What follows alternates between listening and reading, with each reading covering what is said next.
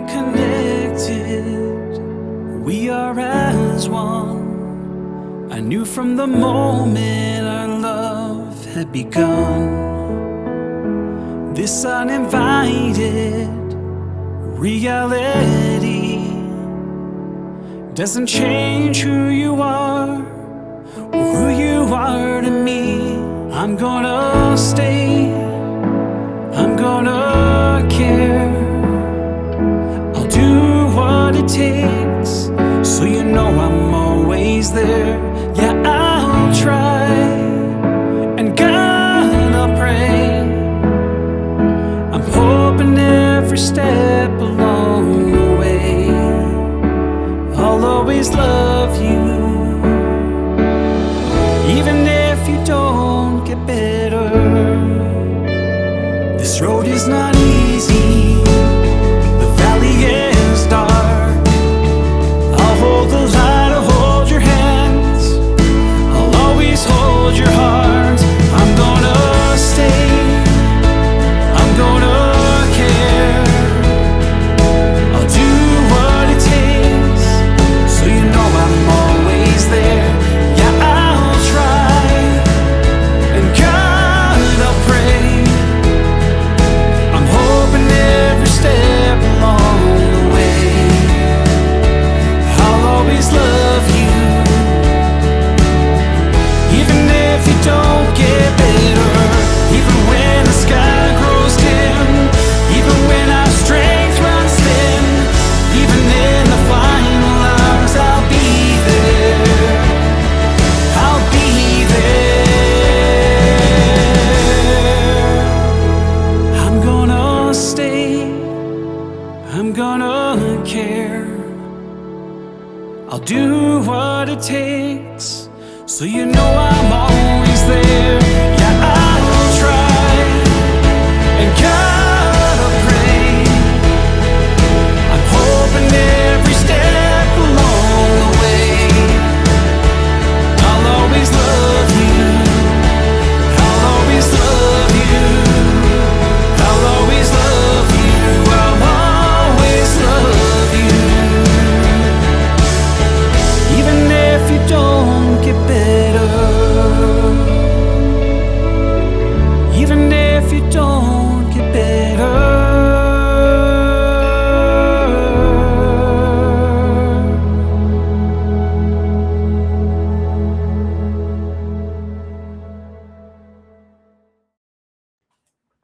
That was Even If by Stirling John. I'm going to take some time to introduce you because you have a strong background, especially in the Canadian context. And I want to take the time to just let the listeners understand who I'm talking to. So, Stirling is an Ojibwa Inspirational Country artist from Saugeen First Nation. Did I get that right? Saugeen First Nation, you bet, yeah. Saugeen First Nation. So Yeah. you've dedicated your life and time not just to music, but to be an advocate for Indigenous youth. And you travel and you work and you serve your First Nations community. And you've not only that, it's not just music and advocacy and community building, but you've spent a lot of time in law enforcement. And that's a part of what you do or have done. You've released songs about real life changes and situations and circumstances, including substance abuse, mental health, and different struggles faced in northern and remote communities. And these are important things in the Canadian context that the wider society and the world doesn't hear about or talk about. It's not in the news, it's not on the frontline pages. So you've been working in those areas as well as being an ambassador for Veterans Association Food Bank in Alberta. And you've seen many things about food banks on the news and how they need more help. And that's an important part of what you do. And also, you're the founder of the Stirling John Foundation for youth empowerment as well. And with all that you do, your performances and projects and outreach initiatives have a mission, and that is to use music to bring healing, empowerment, and to celebrate culture. So that is, in a nutshell, who you are. And I'm so happy to talk to you because as an immigrant to Canada, when I came in 2017, my wife and I, we kept hearing about truth and reconciliation. And we thought, what is this that we're hearing about? And then we started learning. And I took the time to do a course at the University of Alberta about Indigenous Canada to just inform myself about all that I'm hearing and get a better understanding of it. So I have a better understanding of Indigenous Canada and the history and the culture and the traditions and what happened between the relations with European settlers and Indigenous Canadians. So it was very interesting to see that you are not just Indigenous, but you are involved in community building and your music speaks to that. So I just wanted to put all that out in context to really let everyone know who I'm talking to and the importance of this conversation. So thanks for joining me. Well, thanks for having me. I appreciate that. So this song, Even If, tell us about where that came from. So I have an incredible group of guys that I perform with, and and I always make sure it's put out there. We are a group. I always make sure that we're a band of 6 people, and David Peterson has been an amazing person in my life since the beginning of my music career here in Alberta, and I want to make sure that credit is given where it's due. So Dave is an amazing writer, and I find that each and every one of us have strengths and we have our weaknesses. With Dave, he has such an amazing strength with songwriting. And I mean, he's got so many strengths, but this is something that I've really realized that he has such a gift for writing music on the fly. If I need something, if I have something on my mind, I'll talk about it with Dave. We'll either do a co-write together or he just keeps it in his head and we'll write to certain things. So what happened was we had actually flown out to Ontario for a show in Saugeen First Nation. And there was a family that had been present at the show. And one person, they must have been, in their 50s. They were very disabled. They were in an electric wheelchair. I'm not sure what exactly the ailment was, but it was a lifelong injury. And we're up there performing. And, this is something that, we had noticed, but Dave especially had, really taken note about what was happening in the room. And we're performing music about, bettering our lives, mentorship, uplifting others, mental health. And I didn't know that Dave had written this song in his head, but he wrote this song in his head when we were performing many other songs for this group of people. And he didn't say anything to me until we got back to Alberta. We normally do like a 24-hour turn and burn trip. We fly there, do a show, fly right back to Edmonton. And when we got back to Edmonton, Dave's like, I wrote a song, and he put it to paper on the airplane on the way back. I mean, that's just an absolute talent and a gift, and that was this song, Even If. And I think this probably started long before that a little bit, gave him inspiration because we have a mother and son that have always made it a point to always come to our shows where they can. They've been at most of our shows, and it's a similar situation where the son is very disabled and he'll never get better fully. This song is about being there for those that we love in the lowest of times, not just those people, but our communities too, right? And it has so many applications in life because we talk about, career in law enforcement and how everything comes together in community, right? And there's so many ways that we link policing with music. And David is also an Edmonton City police officer. He's been a policeman for almost, I believe, 13 years. And he has a heart for he's got such a big heart. He's been a school resource officer now in his 2nd term.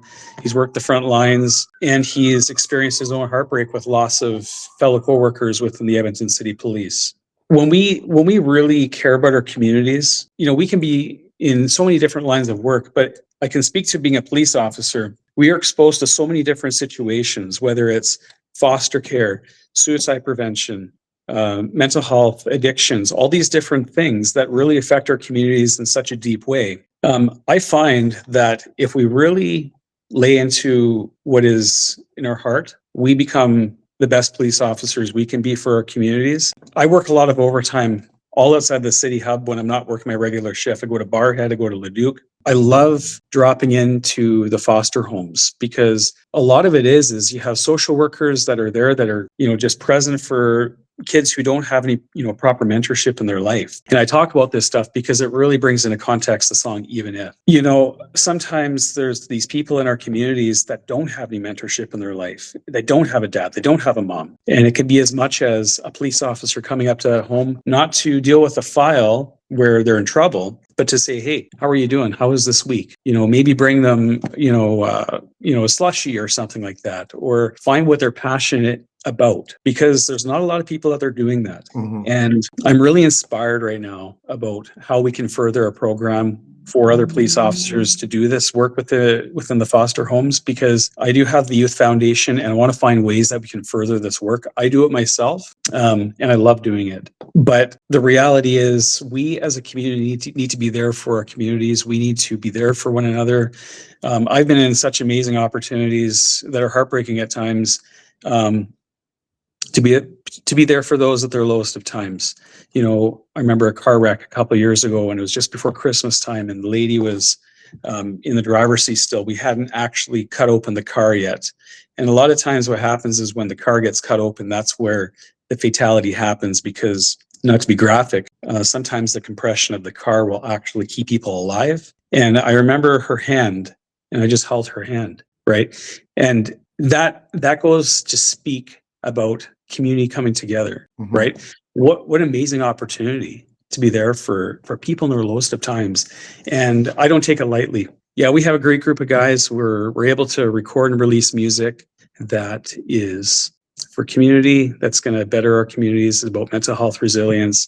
And we have a mission. And it's not just Stirling John. It's all the guys in my band that really help everything come together. It's David Peterson, it's Andrew Bagheera, it's Jason Allen, Cameron Brown, Anthony King, all these guys, and the recording producers, everybody. I really want to make sure that people know it's not just one name. It's a collective group of people that come together that make this magic happen. And it's also God that really allows this to happen too, right? Puts us in these positions. So yeah. Yeah, it's usually from life experiences that we get some of the most soul-stirring, inspiring music. And it's not just music, it's a story about something real that people can relate to. And that is the best part of your story and the band and the team and the community that you're a part of. You don't always hear the stories of law enforcement. You hear stories of politicians or other persons who are more prominent, but for you to be in law enforcement and then to have that approach where there is compassion and empathy in there. Usually you talk about policing, and it's usually just keeping the law and punishment and making sure people are in line. But usually we don't care about the part where police officers are a part of community building and compassionate and reaching out to people. We usually leave the compassion to the medical doctors, or as you mentioned, the social workers to do that part.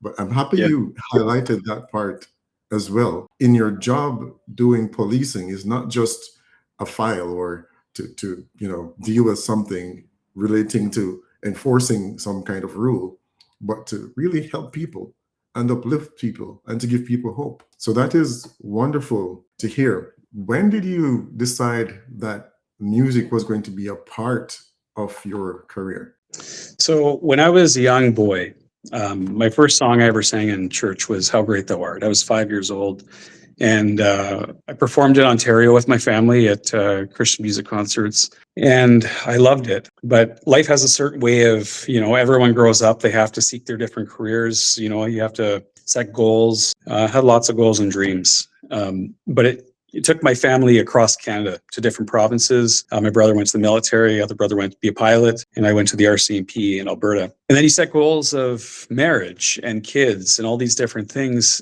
And music really went quiet my life for quite a while. It wasn't until I went through a divorce, actually, that really I found myself in a valley in my life.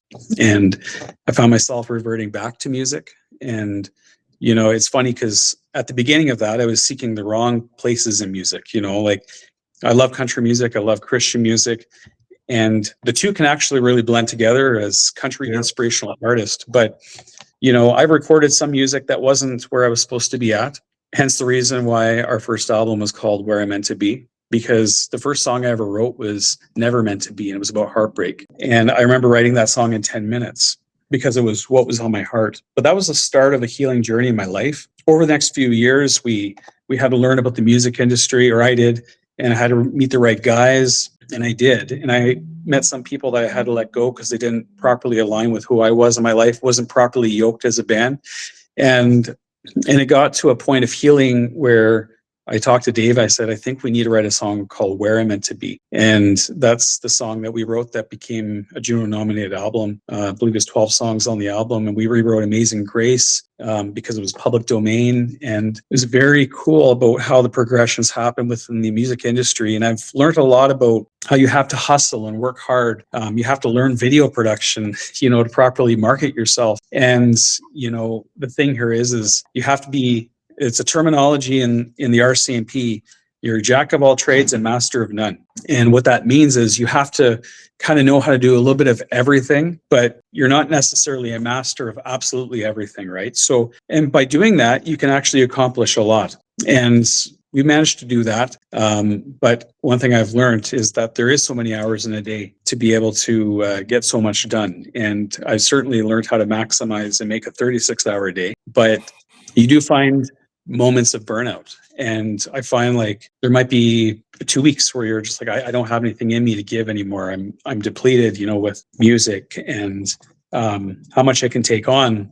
But not just that, the emotional side of it. We talk about policing and community and being there for so many people. And I find that when you're always giving, people will always come to you, which is an honor. And I'm happy to be in that position. Yeah. But it can really weigh you down heavily too, because you take so much home with you at the end of this job. You think about the moments in your life, in your shift, that, what could I have done better? Could I make a difference more?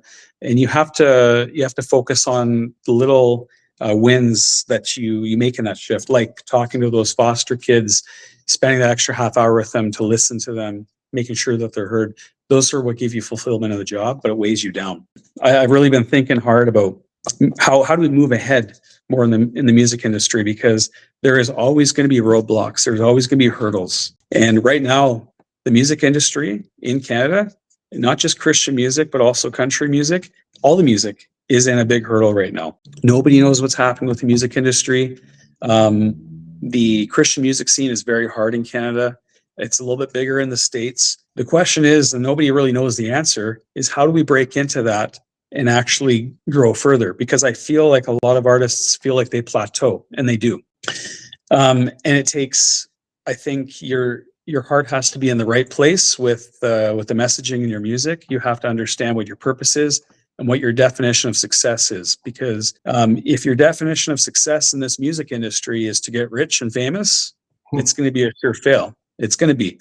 And I do not care about that stuff. In fact, I find to focus on that is very cringy, because, there's very few artists out there in the Christian music field that really make it to massive financial success. And I don't know fully what the heart is behind everything, but a lot of it is a business. For me, I don't want this music to be a business necessarily for me. I want it to be a ministry. When I was 14, I gave my life to be a missionary, and I didn't fully understand what that meant in my life at the time. And now I do, because policing is a mission field in itself. What we're doing is a mission field in itself. And I'm going to keep pushing ahead with this music industry, but it's going to take the right connection. And it's not going to be of our own doing. It's going to have to be the right person to hear our music. And it's going to be for the right person to believe in what we're doing, to move us ahead further. Because I'm not focusing on the trophies, the awards, all that stuff. Right. We've certainly been there in the past. I just want to make a difference. And I know we will continue to do that. I just love to make a bigger difference. So yeah, that's where we're at. Talk to us about how your Indigenous culture influenced you as a person and your music. So one thing I've had the honor to do is work in Indigenous communities across Alberta, not my home community, from down southern Alberta to northern Alberta, isolated locations to central Alberta. And I've been able to see the firsthand struggles a lot of youth and community have. Not necessarily fully my story. I did grow up with struggles because, my mother was on welfare. She worked hard to get off welfare, raising me and my two brothers. But the difference is we were grounded with faith. And my mother really ensured that was the number one priority. what I find is, yes, many of the youth that I deal with on the nations out here deal with similar struggles without proper fatherhood in their life. But I do also understand trust is a very big hurdle for a lot of our communities. And I don't blame them for it, because there is a history here in Canada of lack of trust. I occupy a pretty interesting position because I'm an Indigenous RCMP officer musician, right? So one thing I find is that there is an easier ability to build trust within my profession as a police officer. But meanwhile, I wear the history of Canada on the stripe on my pants and my uniform. And it's interesting because this is stuff that happened before I was born, and I wasn't part of it. And I'm an Indigenous person. I got a family that was involved in the mistreatment of Canada, right? And now I occupy the representation of Canada. So one thing I find is trust is something that is not built overnight. It is built over years, and I can't fully fix what happened in the past history of Canada, but I can be part of the solution, what happens. And I do find that by staying in the community, I've been working in the Enoch detachment as my primary detachment for the last 13 years. I find that by staying in that detachment, it fosters that trust, not only just through policing, but through music, because there's been lots of opportunities to write music. Like Angel in Disguise was inspired by a situation that happened in my community where a traumatic situation happened to a local individual. And, I saw the downfall of that person's life. And the thing is, like, a lot of times it's trauma that leads into addiction, where people mask, the pain in their life through substance, and it's an unhealthy way. And then I'm dealing with it all the time, and I'm being there for that person right till their last day when they pass away. And I remember the family had actually asked me to come sing at the wake. And in the Indigenous communities, the community comes together. They immediately start to grieve. They do smudging of the body, and community comes together.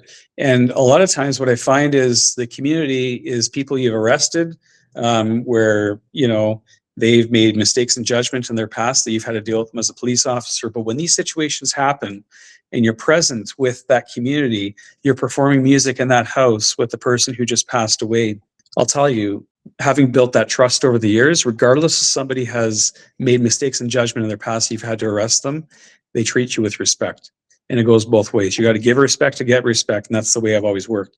And that's how we work within communities. So that's kind of in a nutshell, how my dealings have been working within First Nations communities here in Alberta. And it's such an easy concept. There's great people. I love working in these communities, and I'm going to continue to do that. It's certainly an interesting aspect of policing and how we mix music and policing and community together. So what do you do to center yourself, or to deal with those hard days? Does the music factor into how you do that for yourself, or what do you do when you're burning out or when those hard days come? So we have our music trailer in the garage, and it's always parked in there. I always leave the keyboard out in the garage and plugged in, because there's times where you come home at 5 a.m. from your night shift, you've had a hard day, and I just play piano for, a couple minutes, not very long, and it just helps really regulate myself before I go to sleep. I have a professional psychologist that I speak to for the last 9 years. He's a Christian man, and he counsels and provides psychology work to many police officers in the Edmonton area. The good thing about that is it's not just about, you cannot expect a police officer to go to trauma after trauma and deal with people who have lost their lives, or next to kin notifications, or domestic violence, or suicides. You can't expect people to be able to, properly process this stuff and just move on and sleep properly and move on with their life. It certainly keeps a score on your body, and you have to make sure that you're dealing with that properly. So my psychologist that I spoke to, it was after my body had enough of dealing with these traumatic situations, and I just needed somebody to talk to. but more than that, he brought faith into it as well, and that's something we could really connect on. So I continue to speak to him. It's a healthy thing, and I would say to every police officer that's out there, start early in speaking to your psychologist, because don't start late. Do the work that's needed, because it's something that is normal in policing. It needs to be done, and you don't have to be even struggling really to need to go speak to somebody. It's just an important thing. So if you're a police officer, listen to this. Make sure if you're a new member, that you are doing the proper self-care proactively to get that help for yourself, because it's actually a healthy thing of the job to do that, and every police officer should do it right till even after they retire. Yeah. So do you find that many officers are accessing that kind of support? They are now. Not when I joined. It was one of those things where when you joined, you had this mindset that I want to get into the emergency response team. I want to get in a police dog service. I want to go into that unit. And you felt at that time that if you sought mental health help, that you would be not selected for certain units and positions. The culture of policing has changed over the years, and I would say especially over the last 10 years, that it's become normalized, and it needed to be done a long time ago. And it's not just policing, it's fire department, that's paramedics. It's all the same. Like, they really have pushed mental health resilience and help more and making that more available. So the RCMP has been really good for that. And even if you need additional meetings or what have you, they've been really good with making sure the members get the help they need. Yeah, that's very, very good to know. That's very good to know. I want to play the next song, Amazing Grace, which I think fits perfectly into this conversation. And then we'll come back and we talk some more.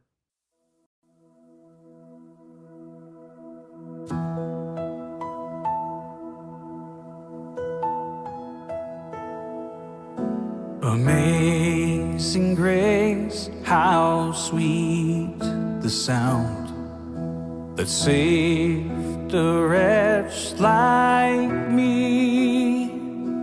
I once was lost, but now am found. Was blind, but now I see.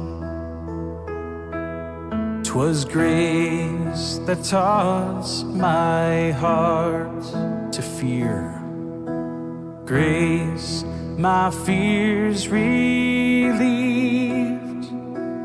How precious did that grace appear the hour I first believed. Your grace had found me in the pouring rain.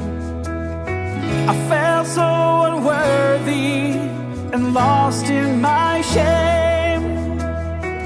Your hand reached out and you called my name. I'll never be the same. Through many dangers, toils and snares, I have already come. 'Twas grace that brought us safe thus far, and grace will lead us home. Your grace had found me in the pouring rain. I felt so unworthy and lost in my shame. Your hand reached out and you called my name. I'll never be the same.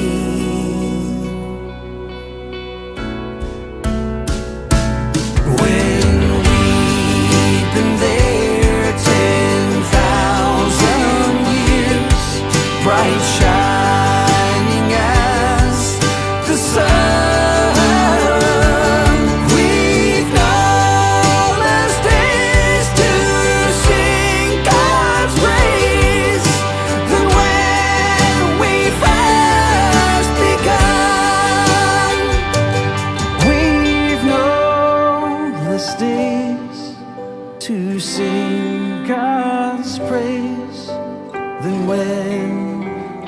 first begun.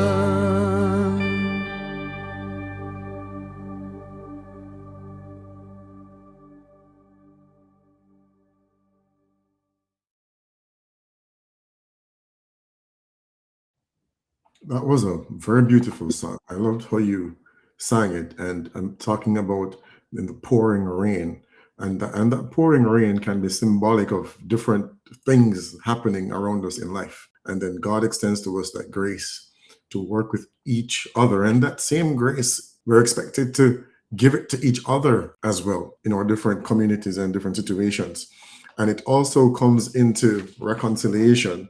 So I wanted to ask you, your work often speaks of reconciliation. How meaningful is reconciliation to you on a personal level? Yeah, it's super important. I hear about this stuff all the time within, government, reconciliation. We have Truth Reconciliation Days, National Day for Truth Reconciliation, all these events, treaty acknowledgements that are typically given at the start of any event. And I have to say that I can't speak for, what the intent is behind some of these events for, politicians, for government or anything, because sometimes it becomes more of just something that has to be said, I think, for some people, right? But what I can do is I can speak for myself and what is my contributions to reconciliation in this country and through what we're doing. There's a saying, as we all probably have heard, actions speak louder than words, right? Yeah. And when I was a young boy, I remember, like, for instance, you pray. And we're like, why are we always saying the same prayer every time? Why am I saying the same thing as my brothers all the time? What do I mean in my heart? And I feel like sometimes reconciliation, for some, it's been just about, a formality. And that's something that I've heard actually from elders speaking about that. What changes are being made? Okay, it's great to acknowledge 3, 6, 7, 8 territories, that we stand on certain lands, but what changes are we making within our communities to really better the opportunities for First Nations people, right? I see through it. I think there's a lot of people out there that have good intentions. I think there's a lot of people out there that don't necessarily have good intentions with reconciliation. For me, I'm starting with myself to be part of the solution and the conversation with my youth foundation to make opportunities for Indigenous youth within isolated locations that don't necessarily have the same opportunities. And I'll give you a prime example to back up what I'm saying. I'm not going to name the organizations, but we have some pretty big organizations out here that, have very large events that get held every July in maybe southern Alberta. And we try to ensure that we are always making those opportunities for Indigenous youth to be able to get on certain stages. And I'm like, sometimes I'm finding Indigenous people are given less than, not necessarily better opportunities. And I'm working hard to make sure that I'm weighing that out and also being a voice for our Indigenous people and youth that don't know where to start. And we actually, this is the first year that I'm actually backing out of working with an organization in Southern Alberta because of this very issue, where we've partnered with them for the last couple of years. And I constantly see that we are getting the less opportunity for our Indigenous youth and not the main stage opportunities. And I'm just being a voice for them and saying, no, we're not going to be part of that anymore. And these are great opportunities, but sometimes you have to stand up for what's right, and you have to be that voice for those people that are getting less. And in fact, I brought this stuff forward right to major boards to be a voice for our people. So it starts with us. We have to be a light. We have to be a voice, and that's what we'll continue to do and be a part of the conversation of reconciliation. Yeah. So, in your opinion, how do you think artists should use their voice and music in having or advancing these conversations around reconciliation and Indigenous issues? Yeah. So we're facing a bit of a hard time right now because we have a lot of youth that are really, we go back to mentorship, right? Positive mentorship, good mentors in our youth's lives, because they're the future. And for youth that are in isolated locations that don't necessarily have the same opportunities available to them to be able to build their music careers or their art, all that.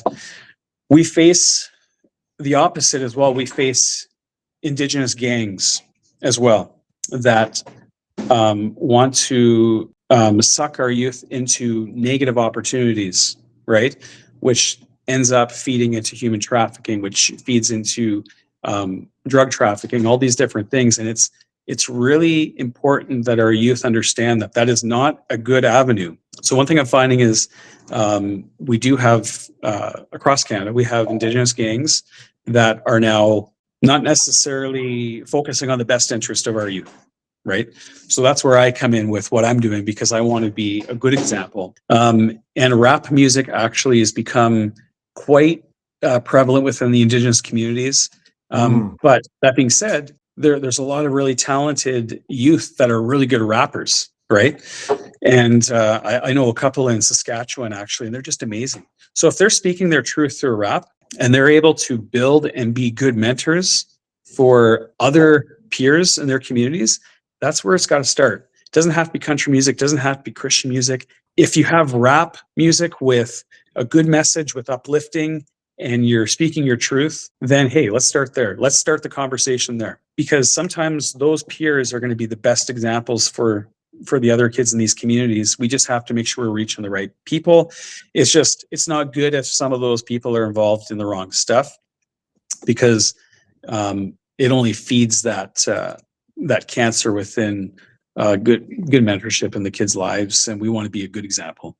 How do we, as non-Indigenous Canadians, non-Indigenous persons in Canada, help to advance that message or get involved in mentorship and community building in Indigenous communities?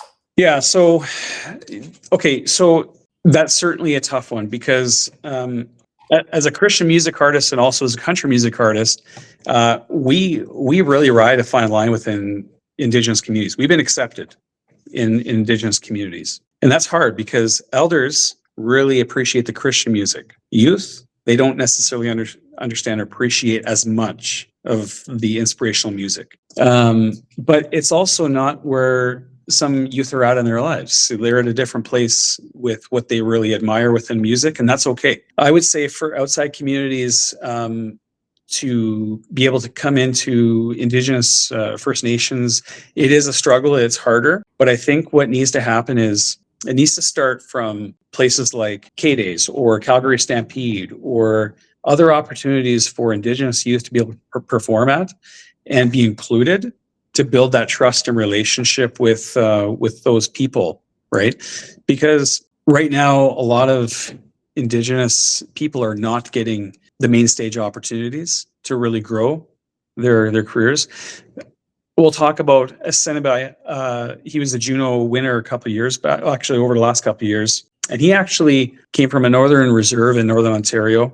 I don't personally know him. I mean, I met him at the Junos back in Halifax, but he actually said he's stepping aside to make space for other Indigenous artists that are coming up. I've never seen that before with an artist.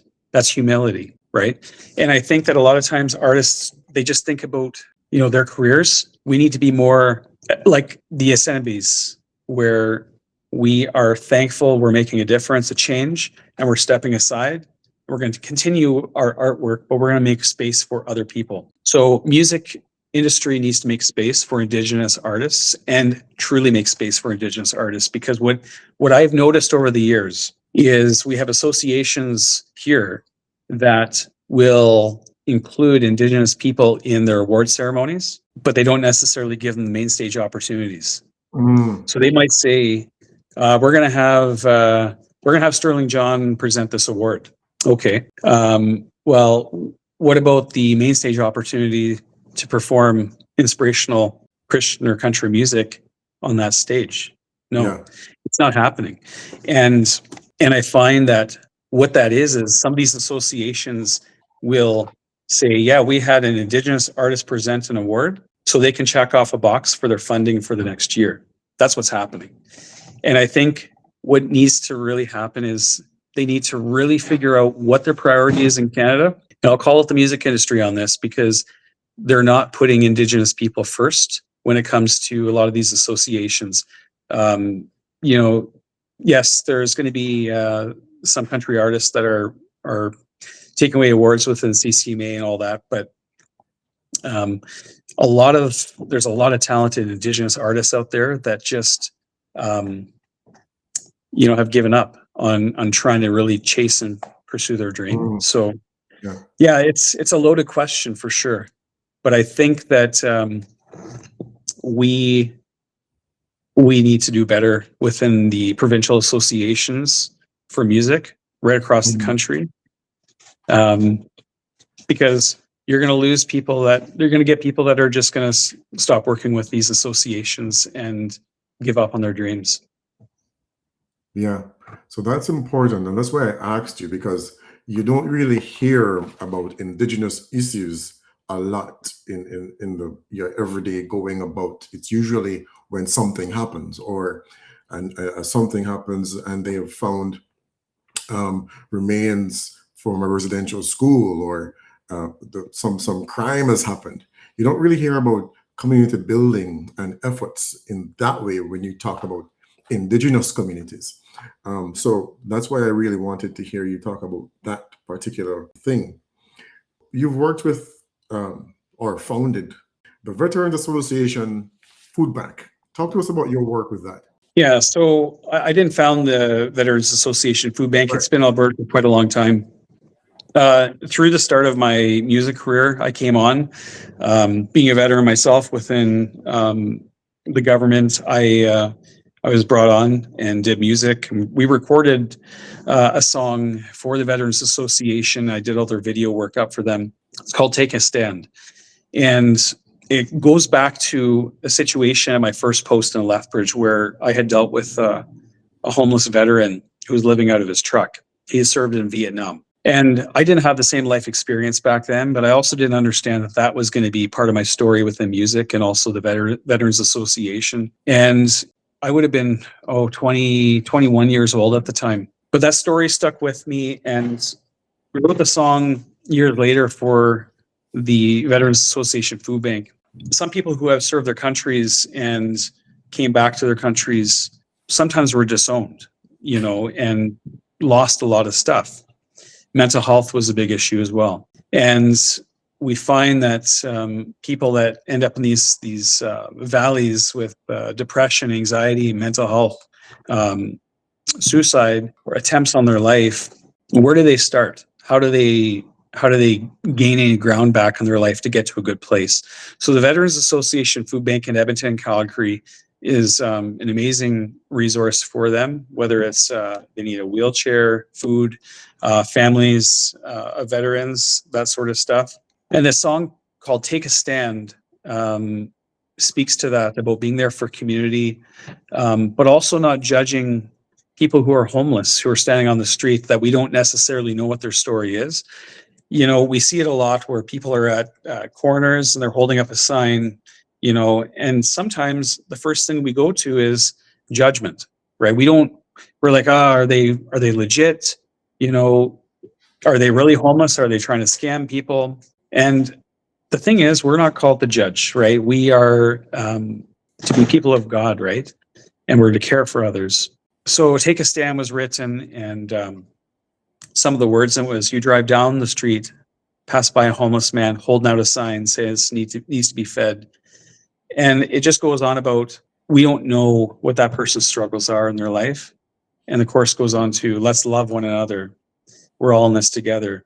Yeah, so I love what we've been able to do. And actually, it was one of the veterans of the Veterans Association that funded the recording of Take a Stand at MCC Studios in Calgary. So yeah, it was a cool connection to be able to make.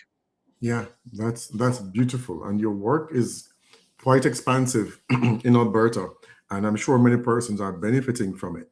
So my final question to you is, when people walk away from your music or your performances or any work that you're doing in the community, what do you hope that they carry with them? You know, I'll get to this question. I'll feed up to it here. So before I got into policing, I built fences. I built ornamental iron fences, jail fences, chain link, barbed wire, everything. And I found that there was a lot of satisfaction in that job because it was a hard day at work. And at the end of the day, you could see what you built. In our line of work, in policing, you have to sow those seeds. You don't necessarily see the immediate effects of it, but you never know what that seed will grow into in life. With music, it's the same thing. We want to sow those seeds of hope, resilience, and those people that are listening to our music to share with their friends, their family who are not if, but when they struggle in their life, because we are human beings. We all experience some level of struggle in our life. If we can be a part of the conversation and help them in their journey and their healing, then we want to do that. I would say one of our songs called Believe is one of our most powerful when it comes to hope and resilience. And we find that there's times when we perform that song, we can look out and we can see numerous times people with their eyes closed. And we never know how that song is affecting them in their life, what that song necessarily means to them in their life. We've even seen people crying when we perform that song. But I'm just happy to be try to be a part of the healing. And if our music can continue to assist them in healing in their life, that's what I really hope happens. And furthermore, that our music leads people to God. Music, it's so easy to become self-serving within music. Like we talked about earlier, you just want your song to get out there. 100%. I've been there. I've recorded songs that were self-serving. They weren't Christian songs and they weren't inspirational. They were just a place in my life, and that's okay. That's not where I'm at now. I just want our music to make a difference. I do. And that's it. Yeah. You know what? Sometimes we think too much about the results, but planting the seed is so important. There's a verse in the Bible in Corinthians, 1 Corinthians, I think. 1 Corinthians 3, verse 7. So it talks about the person who is planting a seed being nothing, and then the person who waters is nothing, but then it is God who gives the increase. So sometimes we end up thinking about the increase, not realizing that that's not ours to do. Our duty is to plant the seeds and water and keep planting and watering, keep influencing, keep helping, keep sharing, keep being kind.